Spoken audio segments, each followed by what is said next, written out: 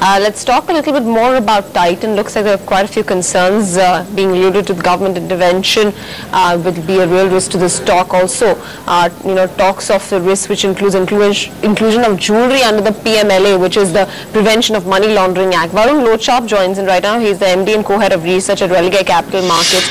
He's joining us from Mumbai. Varun, thanks very much for taking out the time. Let's start off with your your initial take on the same, particularly from the point of view of Titan, and since jewelry sector will also come under this particular act.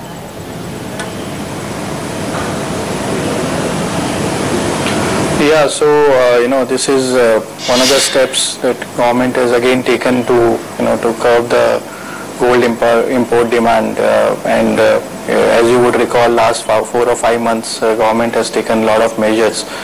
This one looks a bit harsh on the face of it, because 50,000 is a very small sum of money from a jewelry perspective, and for most of the companies the average transaction value is higher than that, including Titan. So there would be some impact in terms of volumes which would be there, but we need to see whether it goes through in this current form, or are there any kind of some jewelers would be allowed to circumvent this in certain fashion. So it is not final, but if it does go through in the current form, it will impact the jewelry demand for all the players. Then there will be a significant shift of the base to the unorganized sector, jewelry?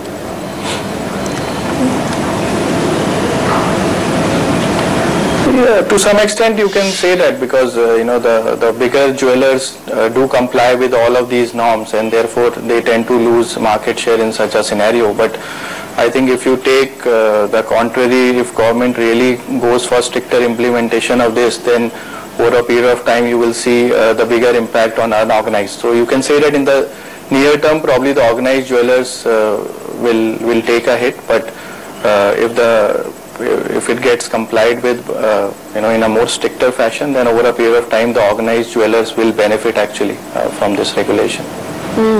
What would be the impact of earnings for most of these companies if gold leasing, if proposal of linking gold leasing rate to base rate comes about?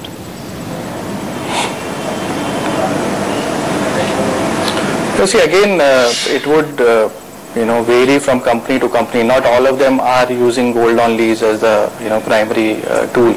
So if you take example of Titan Industries, which is the biggest player and which is resorting to gold on lease primarily, roughly 80% of their gold is on gold on lease basis.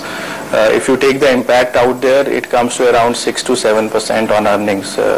Effectively, what happens is the working capital cycle gets elongated. So the cash that they have on their books, that will get used up in working capital, and therefore the other income that they are earning right now will go down. So effectively the working capital cycle increases, and therefore the capital employed in the business increases.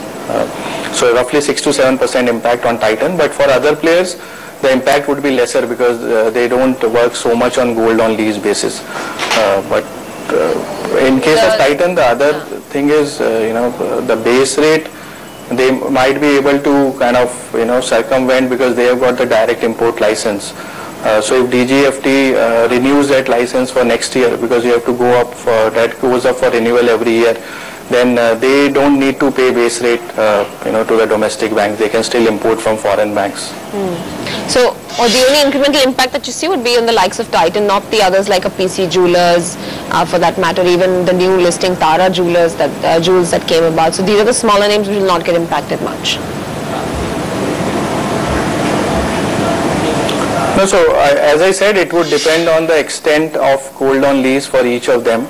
We haven't analyzed Tara Jewels and some of the other players, because we don't cover them formally.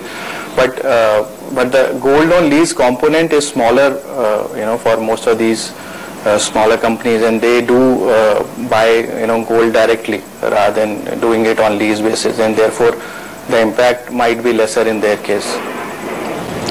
Let's talk about the broaden the scope of this topic and move out of just jewelry. I mean, that's also part of consumption, but the big theme of FMCG and consumer-oriented stories right now, would that be a fair play in a current situation, market environment like this?